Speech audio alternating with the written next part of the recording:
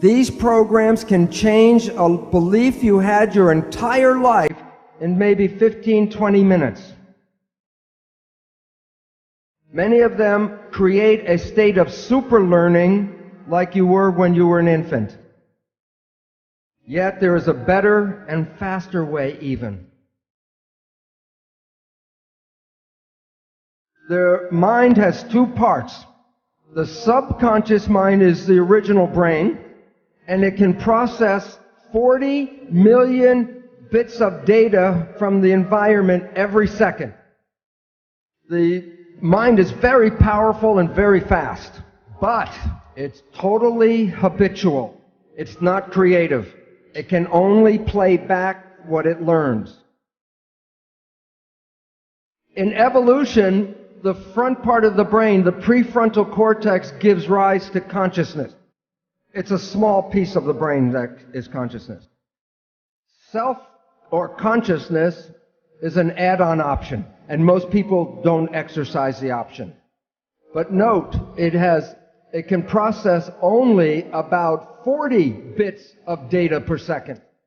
The subconscious mind is 1 million times more powerful. While the subconscious mind is fast, the conscious mind is slow at processing. That's why when you're in an emergency or stress, you operate from this one because it can operate fast and handle lots of data. But the difference between the two is this is habitual. It is the conscious mind that is creative and can generate free will. The conscious mind can control anything in your entire body. They used to say there were parts of our body that were involuntary control. But now we know that's not true.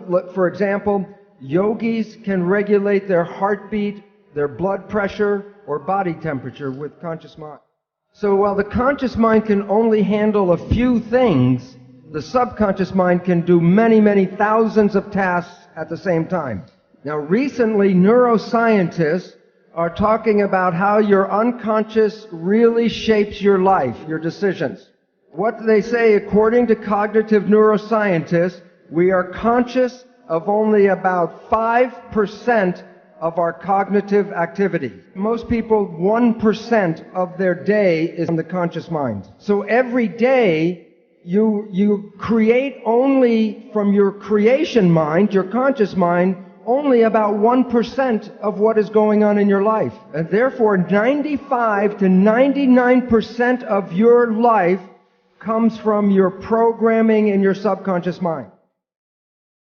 So what this means is maybe you were the child in the store and your parents said you do not deserve. 95% of the day you will sabotage your life to make sure you do not deserve. And the reason why is the subconscious job is to create reality out of the program. And so therefore, if you have negative programming, 95% of the day, you will create that negative experience in your life. Now here's the problem. The conscious mind and the subconscious mind work together. So whatever the conscious mind focuses on, it can control, but what it's not focusing on, the subconscious mind controls. So most of our day, we are thinking about the future or thinking about the past. That's with the conscious mind. So if the conscious mind's not paying attention to right now, then everything you're doing during the day is being run by the program that you got. But the problem is, because your mind is not, the conscious mind's not paying attention, then it does not see the program being played by the subconscious mind. So most of every day, you are not playing programs that you personally want, you're playing programs that you got from other people. But you didn't see those programs. So when your life doesn't work, you say the universe does not support me. And yet the truth was, it was your own invisible behavior that sabotaged you. So what's important is some people say, well, maybe I just do some positive thinking. Which mind does the positive thinking, conscious or subconscious? The conscious mind, which works at 5% a day with a 40-bit processor, And when you're doing your consciousness, are you paying attention to what's going on? Who's running the show? The experiential programs from the subconscious mind, and that is 95% of the day with 40 million bit processor. Does positive thinking work? Do the math. And the issue is that it is very difficult to take a small processor and overpower the large processor. And you have to use what is called willpower with the emphasis on power to override. Now here is the second catch, or the second problem. The subconscious mind is like a recorder tape player. It records an experience, and then when you push the button, it plays the experience back. So then we take our conscious mind and we want to talk to the subconscious mind and change the program. Now think about it this way. You have a tape player and I give you a cassette with a program. You put the tape in and you push play. And the program is going, you say, I don't like the program. Then you go up to the tape player and you say, change the program. Change the program. The issue is the tape will not change by doing that. But there are ways to change the program if you know how to push the record button. So your life does not reflect what you want, it reflects the program you were given. So one way out is consciousness. Just be conscious and then you don't play the tape. A second way out, clinical hypnotherapy. Because that puts you back in the same brain state that you were in the learning period. And then you can put a new program and rewrite the tape. Yet there is a better and faster way even. There's a group of new psychology modalities called energy psychology. There are many different versions. For example, holographic repatterning, body talk, EMDR, EFT. The one I am most familiar with is Psych-K, P-S-Y-C-H-K. These programs are like pushing the record button on the tape player. These programs can change a belief you had your entire life in maybe 15-20 minutes. Many of them, like Psych-K, create a state of super learning like you were when you were an infant. But I'm now going to show you how your thoughts go out and affect your life on the outside. EEG, you put wires on your skin and read the brain activity.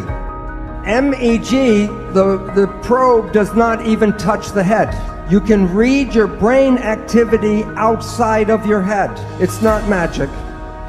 When a nerve carries a signal, it's like an electric wire. It has an electrical component, and so the electric component can be picked up by electrodes on the skin. But when a wire is carrying a current, it also has a magnetic field around it. The magnetic field passes through the skin. Your thoughts are not contained in your head. The people that you get connected to, you are entangled with.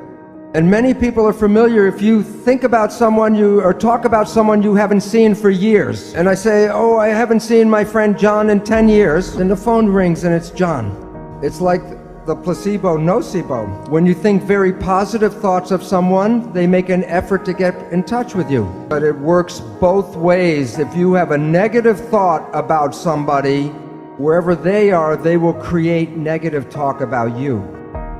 So it's very important to recognize your thoughts and your judgments are not just connected to you, they're connected to the people you talk about. You are exciting and activating those things in the world that are connected to your thoughts. When a mugger is trying to pick out which person he's going to attack, of the different people walking down the street, which one do you think gets attacked? The one who is most afraid. Because the one who's most afraid will resonate, and that means that the mugger doesn't have to do anything, go boo, and everyone will give him everything. Please subscribe to my channel if you have not done it yet, and don't forget to click the notification button. I hope you guys learned and enjoyed this video. Thank you, and have a great day.